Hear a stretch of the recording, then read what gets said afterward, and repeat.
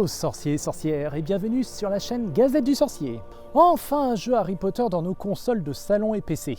Ça n'est pas arrivé depuis 2013, avec deux jeux de J.K. Rowling, la saga Wonder Books, sortie sur PlayStation 3, prévue pour fonctionner avec les PlayStation Move.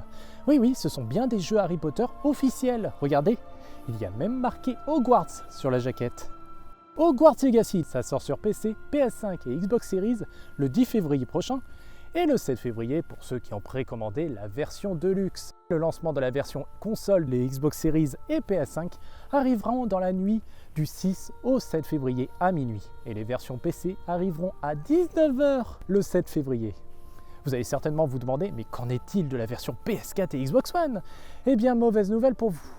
Ça arrive seulement le 4 avril 2023. C'est loin, gare au spoil d'ailleurs. Et pour la Switch, le 25 juillet 2023. C'est un jeu d'action et d'exploration en monde ouvert. Vous allez découvrir un Poudlard complètement inédit, puisqu'il ne suit pas particulièrement les designs des films. Vous allez vous confronter contre divers ennemis, et vous allez devoir combiner les sorts pour pouvoir vous en sortir. Une phase d'exploration et de dialogue sont à prévoir au cours du jeu. Avant de parler de la temporalité, il est sympa de savoir que si vous reliez votre compte lié à votre jeu avec le site du Wizarding World, tout ce que contient votre profil influe sur le jeu. C'est-à-dire, si vous êtes de Gryffondor comme moi sur le site de Wizarding World, vous le serez aussi sur votre jeu. Ça compte aussi pour votre baguette et d'autres éléments de votre profil. Parlons de l'époque où se situe le jeu. Nous sommes dans les années 1890, 30 ans avant les Animaux Fantastiques et près de 90 ans avant Harry Potter. Il s'agit donc d'une période très peu explorée dans l'univers du Wizarding World. Vous vous dites, il n'y aura pas de personnages liés aux films et livres Harry Potter, ça se passe pas dans la bonne période, on connaît absolument personne. Eh bien il est possible que vous y retrouvez.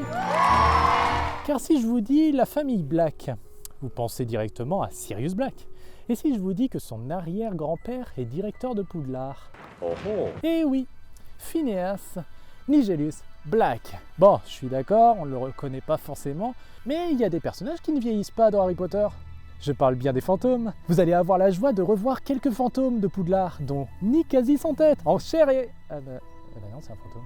Bon bref, je vous laisse la surprise pour les autres fantômes.